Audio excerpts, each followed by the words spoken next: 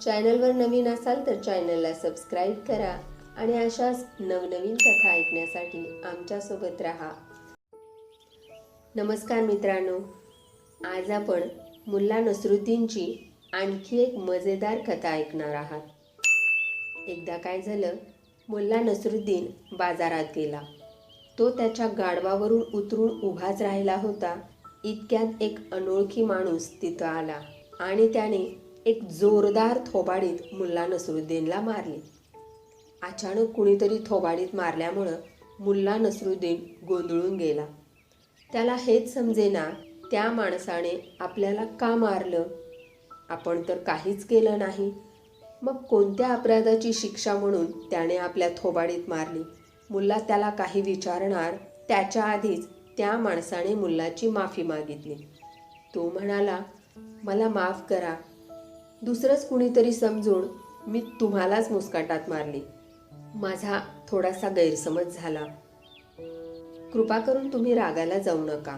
तुम्हाला मी कुणीतरी दुसरीच व्यक्ती समजलं. तुम्ही नाराज होऊ नका. मला तुम्हाला मारायचं नव्हतं. तू मला विनाकारण मारलंस. मला न्याय हवा आहे. चल, आपण काझीकडे जाऊ. असं म्हणून मुल्ला त्या माणसाला घेऊन शहरातल्या काझीकडे गेला. आपली तक्रार त्यानं सांगून न्यायाची मागणी केली. याच दरम्यान मुल्लानं पाहिलं, काझी आणि त्या माणसामध्ये काहीतरी बोलणं झालं. मुल्ला त्या दोघांपासून थोडा लांब उभा असल्यामुळं त्या दोघांमध्ये काय बोलणं झालं हे मुल्लाला ऐकायला आलं नाही. पण त्यांच्या हावभावावरून मुल्लाच्या इतकं लक्षात आलं की ते दोघं एकमेकांना आधीपासूनच ओळखतात. त्यामुळं ते एकमेकांची चौकशी करत असावेत असं मुल्लाला वाटलं. त्यांच्या कानगोष्टी झाल्यावर मुल्लाने काझीला न्याय करायला सांगितलं. काझीनं त्या माणसाला विचारलं, मुल्लाने जो आरोप तुझ्यावर लावला आहे तो तुला मान्य आहे का?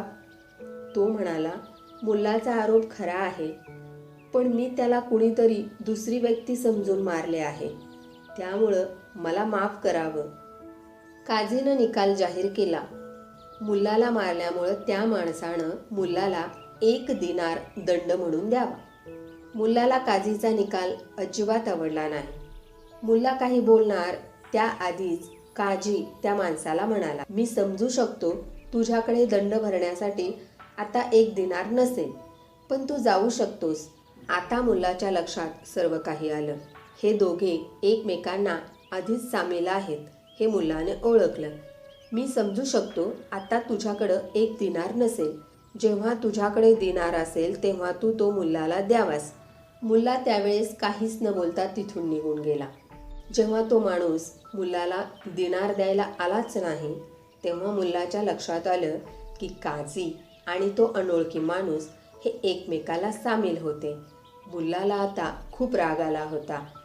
जाब विचारण्यासाठी मुल्ला काझीकडे गेला. त्याने काझीला विचारले, 1 दिनार दंड देण्यासाठी तो अनोळखी माणूस माझ्याकडे आला नाही आणि त्याने काझीला एक प्रश्न विचारला. तो काझीला म्हणाला, तुम्ही जो न्याय दिला होता तो योग्य होता असं तुम्हाला वाटतं का? काझी म्हणाला, हो, मी योग्यच न्याय दिला होता. त्या माणसाने तुला 1 चापट म्हणजे 1 थोबाडीत मारली होती आणि 1 थोबाडीत मारण्यासाठी 1 दिनार पुरेसा दंड होता. त्यावर मुल्ला नसरुद्दीनने काझीच्या एक सणसणीत थोबाडीत मारली आणि तो म्हणाला, तो अनोळखी माणूस जेव्हा 1 दिनार द्यायला येईल तेव्हा तो दिनार तुम्ही ठेवून घ्या, कारण एका चापटेसाठी 1 दिनार हा न्याय तुमचाच आहे. मित्रांनो, आजची कथा तुम्हाला आवडली असेल.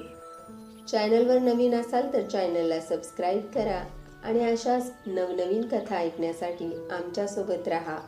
धन्यवाद.